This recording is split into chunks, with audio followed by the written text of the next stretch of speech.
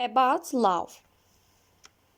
At lunch next day there were very nice pies, crayfish, and mutton cutlets, and while we were eating, Nicanor, the cook, came up to ask what the visitors would like for dinner.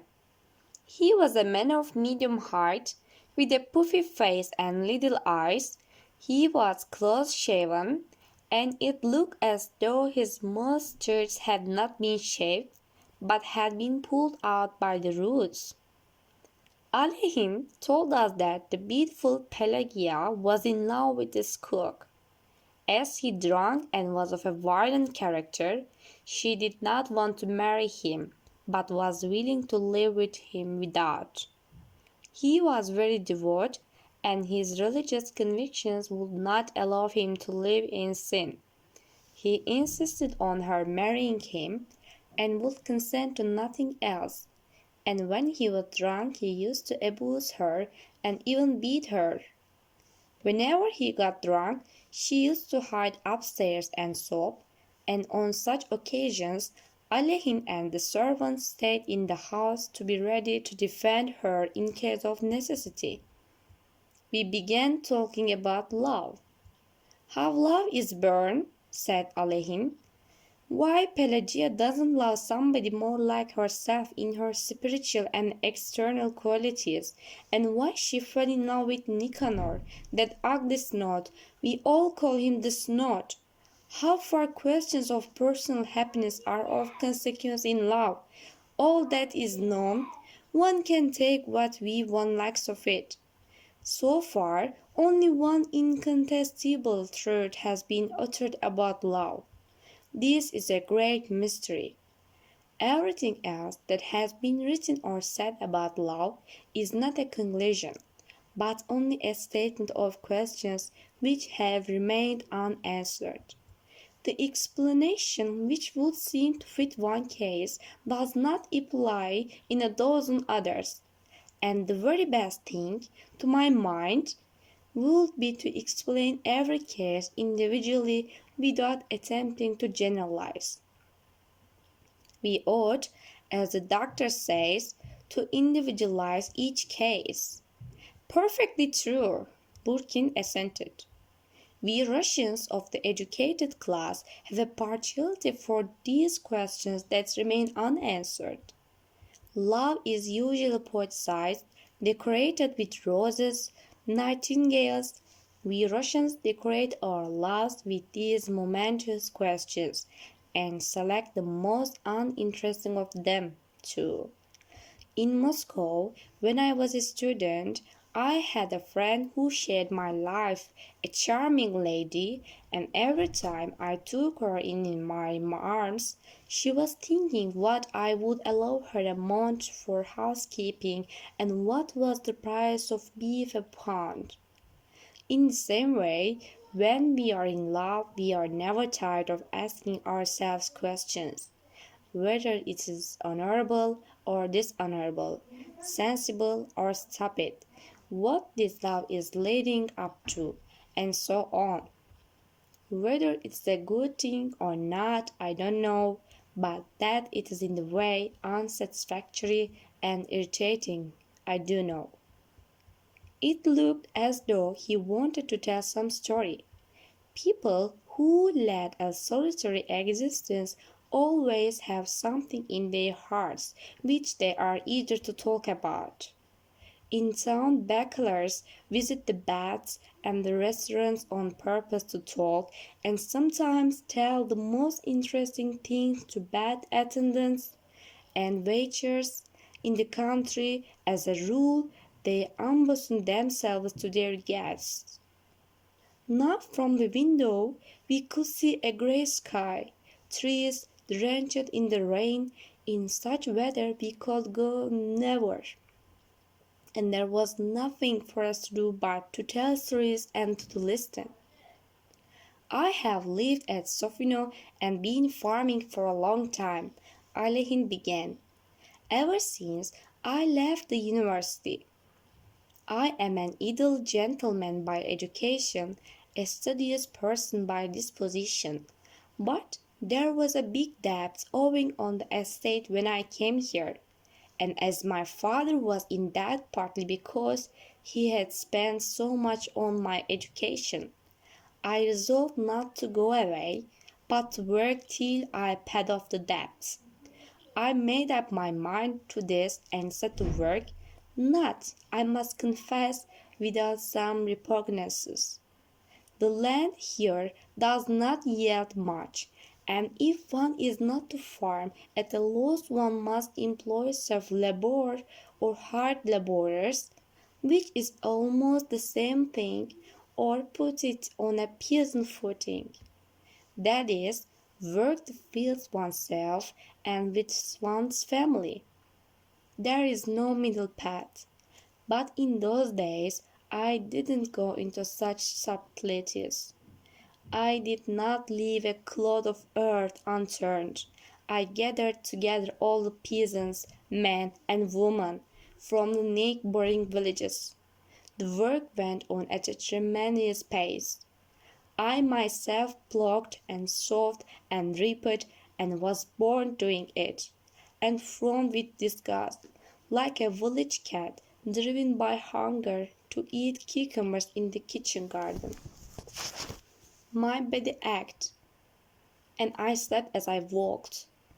At first it seemed to me that I could easily reconcile this life of toil with my cultured habits. To do so, I thought all that is necessary is to maintain a certain external order in life. I established myself upstairs here in the best rooms and ordered them to bring me their coffee and liqueur after lunch and dinner. And when I went to bed, I read every night the Yasning Evropi. But one day our priest, Father Ivan, came and drank up all my liquor at one sting, and the Yasning Evropi went to the priest's daughters, as in the summer, especially at the high making, I did not succeed in getting to my bed at all, and slept in the sledge, in the barn, or somewhere in the forester's lodge. What chance was there of reading? Little by little I moved downstairs, began dining in the servants' kitchen, and of my former luxury nothing is left but the servants who were in my father's service and whom it will be painful to turn away. In the first years I was elected here an honorary justice of the peace. I used to have to go to the town and take part in the sessions of the Congress and of the Circuit Court, and this was a pleasant change for me. When you live here for 2 or 3 months without a break, especially in the winter, you begin at last to pine for a black coat. And in the Circuit Court there were frock coats and uniforms and dress coats too. All lawyers, men who have received a general education, I had someone to talk to. After sleeping in the sledge and dining in the kitchen, to sit in an armchair in clean linen, in thin boots, with a chain on one's waistcoat, in such luxury. I received a warm welcome in the town. I made friends eagerly, and of all my acquaintanceships the most intimate and, to tell the truth, the most agreeable to me was my acquaintance with Luganovich, the vice president of the Circuit Court. You both know him, a most charming personality. It all happened just after a celebrated case of incendiarism. The preliminary investigation lasted 2 days. We were exhausted. Luganovich looked at me and said, "Look here, come round to dinner with me." This was unexpected, as I knew Luganovich very little, only officially, and I had never been to his house. I only just went to my hotel room to change and went off to dinner. And here it was my lot to meet Anna Alexeyevna Lugonovich's wife. At that time she was still very young, not more than 22, and her first baby had been born just 6 months before. It is all a thing of the past, and now I should find it difficult to define what there was so exceptional in her, what it was in her attracted me so much. At the time, at dinner, it was all perfectly clear to me. I saw a lovely, young, good, intelligent, fascinating woman such as I had never met before, and I have felt her at once someone close and already familiar, as though that face, those cordial, intelligent eyes, I had seen somewhere in my childhood in the album which lay on my mother's chest of drawers. 4 J's were charged with being incendiaries, were regarded as a gang of robbers, and, to my mind, quite groundlessly. At dinner I was very much excited. I was uncomfortable, and I don't know what I said, but Anna Alexeyevna kept shaking her head and saying to her husband, "Dmitri, how is this?" Luganovich is a good-natured man, one of those simple-hearted people who firmly maintain the opinion that once a man is charged before a court he is guilty, and to express doubt of the correctness of a sentence cannot be done except in legal form on paper, and not at dinner and in private conversation. "You and I did not set fire to the place," he said softly, "and you see we are not condemned and not in prison." And both husband and wife tried to make me eat and drink as much as possible. From some trifling details, from the way they made the coffee together, for instance, and from the way they understood each other at half a word, I could gather that they lived in harmony and comfort, and that they were glad of a visitor. After dinner they played a duet on the piano, then it got dark and I went home. That was at the beginning of spring. After that I spent the whole summer at Sofino without a break, and I had no time to think of the town either, but the memory of the graceful fair-haired woman remained in my mind all those days. I did not think of her, but it was as though her light shadow were lying on my heart. In the late autumn there was a theatrical performance for some charitable object in the town. I went into the governor's box. I looked, and there was Anna Alexeyevna sitting beside the governor's wife, and again the same irresistible, thrilling impression of beauty and sweet, caressing eyes, and again the same feeling of nearness. We sat side by side, then went to the foyer. "You have grown thinner," she said. "Have you been ill?" "Yes, I have a rheumatism in my shoulder, and in rainy weather I can't sleep." "You look dispirited. In the spring, when you came to dinner, you were younger, more confident. You were full of eagerness, and talked a great deal then. You were very interesting, and I really must confess I was a little carried away by you. For some reason you often came back to my memory during the summer, and when I was getting ready for the theatre today I thought I should see you." And she laughed. "But you look dispirited today," she repeated. "It makes you seem older." The next day I lunched at the Gloviches. After lunch they drove out to their summer villa in order to make arrangements there for the winter, and I went with them.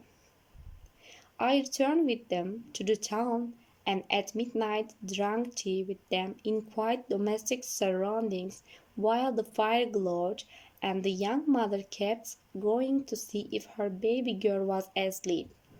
And after that Every time I went to town, I never failed to visit the Glanoviches. They gave used to me, and I gave used to them. As a rule, I went in unannounced, as though I were one of the family. "Who is there?" I would hear from a far-away room, in the drawling voice that seemed to me so lovely. "It is Pavel Konstantinovitch," answered the maid or the nurse. Anna Alexandrovna would come out to me with an anxious face, and would ask every time, "Why is it so long since you have been? Has anything happened?" Her eyes, the elegant refined hand she gave me, her indoor dress, the way she did her hair, her voice, her step, always produced the same impression on me of something new and extraordinary in my life, and very important. We talked together for hours, were silent, thinking each our own thoughts, or she played for hours to me on the piano. If there were no one at home, I stayed and waited, talked to the nurse, played with the child, or lay on the sofa in the study and read, and when Anna Alexeyevna came back I met her in the hall, took all her parcels from her, and for some reason I carried those parcels every time with as much love, with as much solemnity as a boy. There is a proverb that if a peasant woman has no troubles she will buy a pig. The Logonoviches had no troubles, so they made friends with me. If I did not come to the town, I must be ill or something must have happened to me, and both of them were extremely anxious. They were worried then. I am an educated man with a knowledge of languages, should, instead of devoting myself to science or literary work, live in the country, rush round like a squirrel in a rage, work hard with never a penny to show for it. They fancied that I was unhappy, and that I only talked, laughed, and ate to conceal my sufferings, and even at cheerful moments, when I felt happy, I was aware of their searching eyes fixed upon me. They were particularly touching when I really was depressed, when I was being worried by some creditor, or had not money enough to pay interest on the proper day. The two of them, husband and wife, would whisper together at the window. Then he would come to me and say with a grave face, "If you really are in need of money at the moment, Pavel Konstantinovitch, my wife and I beg you not to hesitate to borrow from us." And he would blush to his ears with emotion. And it would happen that, after whispering in the same way at the window, he would come up to me with red ears and say, "My wife and I earnestly beg you to accept this present." And he would give me studs, a cigar case, or a lamp, and I would send them game, butter, and flowers from the country. They both, by the way, had considerable means of their own. In early days, I often borrowed money and was not very particular about it. Borrowed wherever I could, but nothing in the world would have induced me to borrow from Luganovitz. But why talk of it? I was unhappy. At home, in the fields, in the barn, I thought of her. I tried to understand the mystery of a beautiful, intelligent young woman's marrying someone so uninteresting, almost an old man, and having children by him. To understand the mystery of this uninteresting, good, simple-hearted man, who argued with such wearisome good sense at both and evening parties kept near the more solid people, looking listless and superfluous with a submissive, uninterested expression as though he had been brought there for sale, who yet believed in this right to be happy, to have children by her. And I kept trying to understand why she had met him first and not me, and why such a terrible mistake in our lives need have happened. And when I went to the town, I saw every time from her eyes that she was expecting me, and she would confess to me herself that she had a peculiar feeling all that day and had guessed that I should come. We talked a long time and were silent, yet we did not confess our love to each other, but timidly and jealously concealed it. We were afraid of everything that might reveal our secret to ourselves. I loved her tenderly, deeply, but I reflected and kept asking myself what our love could lead to if we had not the strength to fight against it.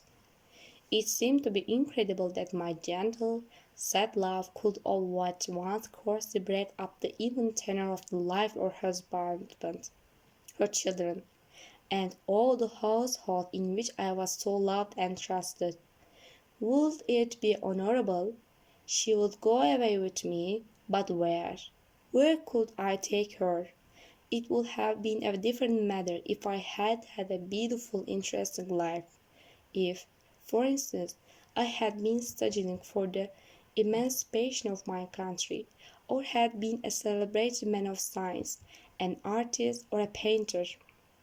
But as it was, it would mean taking her from one everyday humdrum life to another as humdrum or perhaps more so. And how long would our happiness last?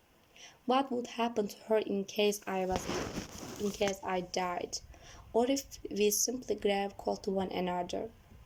And she apparently reasoned in the same way. She thought of her husband, her children, and of her mother, who loved the husband like a son. If she abandoned herself to her feelings, she would have to lie, or else to tell the truth, and in her position either would have been equally terrible and inconvenient. And she was tormented by the question whether her love would bring me happiness. Would she not complicate my life, which, as it was hard enough and full of all sorts of trouble? She fancied she was not young enough for me, that she was not industrious or nor energetic enough to begin a new life, and she often talked to her husband of the importance of my marrying a girl of intelligence and merit who would be a capable housewife and a help to me, and she would immediately add that it would be difficult to find such a girl in the whole town. Meanwhile, the years were passing. Anna Alexeyevna already had 2 children. When I arrived at the Lugnernichevs, the servants smiled cordially. The children shouted that Uncle Pavel Konstantinovich had come and hung on my neck. Everyone was overjoyed. They did not understand what was passing in my soul, and thought that I too was happy. Everyone looked on me as a noble being, and grown-ups and children alike felt that a noble being was walking about their rooms, and that gave a peculiar charm to their manner towards me, as though in my presence their life too was purer and more beautiful. Anna Alexeyevna and I used to go to the theatre together, always walking there. We used to side by side in the stalls, our shoulders touching. I would take the opera glass from her hands without a word, and feel at that minute that she was near me, that she was mine, that we could not live without each other. But by some strange misunderstanding, when we came out of the theatre we always said good-bye and parted as though we were strangers. Goodness knows what people were saying about us in the town already, but there was not a word of truth in words. In the latter years, Anna Alexeyevna took to going away for frequent visits to her mother or to her sister. She began to suffer from low spirits. She began to recognize that her life was spoiled and unsatisfied, and at times she did not care to see her husband nor her children. She was already being treated for neuroticism. We were silent and still silent, and in the presence of outsiders she displayed a strange irritation in regard to me. Whatever I talked about, she disagreed with me, and if I had an argument she sided with my opponent. If I dropped anything she would say coldly, "I congratulate you." If I forgot to take the opera glass when we were going to theatre, she would say afterwards, "I knew you would forget it." Luckily or unluckily, there is nothing in our lives that doesn't end sooner or later. The time of parting came, as Lugonovich was appointed president in one of the western provinces. They had to sell their furniture, their horses, their summer villa. When they drove out to the villa, and afterwards looked back as they were going away, to look for the last time at the garden, at the green roof, everyone was sad, and I realized that I had to say goodbye not only to the villa. It was arranged that at the end of August we should see Anna Alexandrovna off to the Crimea, where the doctors were sending her, and that a little later Luganovich and the children would set off the western province. We were a great crowd to see Anna Alexandrovna off.